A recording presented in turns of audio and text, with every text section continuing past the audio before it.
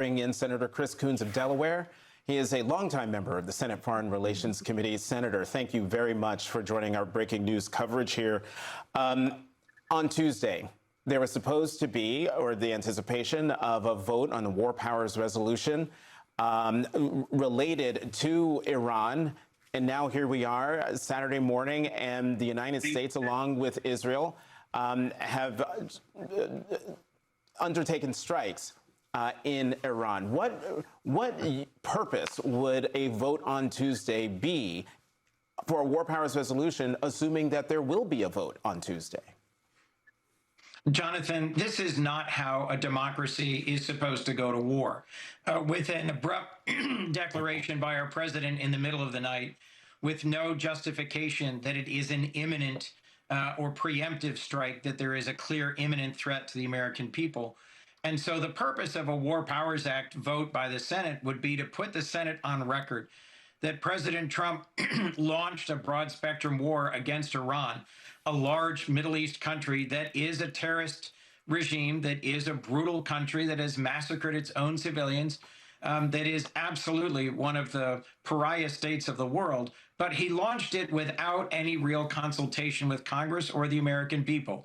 In his State of the Union address, he gave a brief reference to a broad range of concerns about Iran that, frankly, any president could have raised in the last decade. And I'll remind you, Jonathan, just a few months ago, he carried out a strike against Iran that supposedly obliterated its nuclear weapons capabilities. So either it did or didn't obliterate those nuclear weapons capabilities. To say that they now pose an imminent threat to the United States flies in the face of what he's previously said. I am praying for our service members, for our soldiers and sailors and airmen who are now in harm's way, for the civilians throughout the region who will be impacted by it. And I have prayers of hope for some restoration of stability and peace. But given what's just been launched, given this reckless new war, I'm gravely concerned that what we're going to see in the coming weeks and months is the United States going back into a large and uncontrollable war in the Middle East just 5 years after we ended the two longest wars in our history. Senator Coons, you mentioned the civilians that will be impacted by this. President Trump, in his video that he posted to Truth Social, he mentioned the Iranian people and had a message for them. Let's play that, and I'll talk to you on the other side. Finally, to the great, proud people of Iran, I say tonight that the hour of your freedom is at hand. Stay sheltered. Don't leave your home. It's very dangerous outside. Bombs will be dropping everywhere. When we are finished, take over your government. It will be yours to take. This will be probably your only chance for generations. For many years, you have asked for America's help, but you never got it. No president was willing to do what I am willing to do tonight. Now you have a president who is giving you what you want. So let's see how you respond. The president saying no president was willing to do what I am willing to do. When it comes to the next steps and telling the people of Iran to take over, there's the question of who, right? The Shah's son has seemingly said, even before this, that he would be interested in being in the interim. But what kind of support can the Iranian people depend on from the United States if they are to participate in regime change? Look, the president did not say there will be no American boots on the ground, but I certainly hope that is his position. It is obviously desirable for there to be a change in the government in Iran. The mullahs, the ayatollahs, since they took over in '79, have brutally repressed their own people, and the blood of many Americans are on the hands of the Iranian regime, from their attacks against the Marine barracks in Lebanon, to Khobar Towers, to the IEDs that they helped our opponents in Iraq use to deadly effect against Americans. So I will in no way grieve the passing of the Iranian regime if that's what happens. But your question to me is, what kind of support can the civilians of Iran, if they go out into the streets in big numbers, expect? And I think for now, very little. Potential missile strikes against the IRGC headquarters, the intelligence service headquarters, But on the ground, day to day, I think the repressive machinery of the regime in Iran will remain capable of imposing brutal costs on those who try to overthrow the government.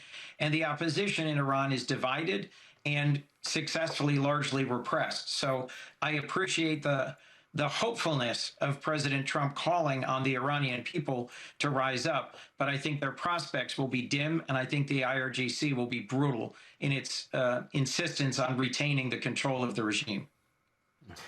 Senator Coons, I just got off the phone with a former Trump administration official who was involved with some of the Iran policymaking in Trump 1, who commented that he could see Marco Rubio's fingerprints all over this plan, as we've seen with a lot of the foreign policy coming out of this Trump administration. He's someone that you worked with closely. You voted to confirm him. You served together on the Foreign Relations Committee.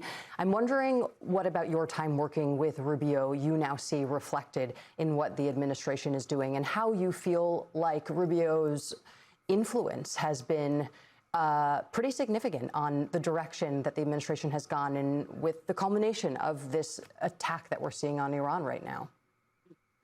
Here's what I'm stunned is not reflected: a clear-eyed view that Russia is an aggressor against Ukraine, and that Putin and Putin's Russia poses a real and present danger to the stability and security of Europe and of NATO. In his speech at the Munich Security Conference that I attended recently, Marco Rubio failed to identify Putin's Russia as the aggressor. And the absence of a clear-eyed focus on our major global threat, the People's Republic of China. I know that Secretary Rubio, Senator Rubio, was well aware that we are overstretched, and that if our adversaries, which principally includes China, Russia, North Korea, and Iran, see us as overextended and incapable of meeting our commitments, we are at risk of them taking bold action against us. I do think that Senator Rubio was more inclined towards muscular foreign policy than I was. I see the risks in this moment in opening a new broad-spectrum war with Iran. He may see the prospects of a change of government at a moment when the Iranian regime is the weakest it's ever been. They were making real progress in negotiations. The Omani foreign minister was just saying that this morning.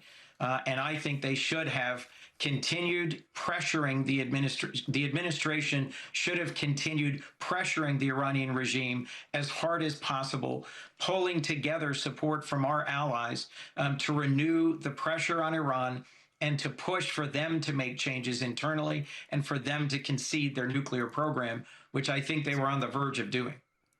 Senator Coons, as I said in the intro, you a longtime member of the House, I'm sorry, that's a longtime member of the Senate Foreign Relations Committee. You have lots of friends and colleagues overseas.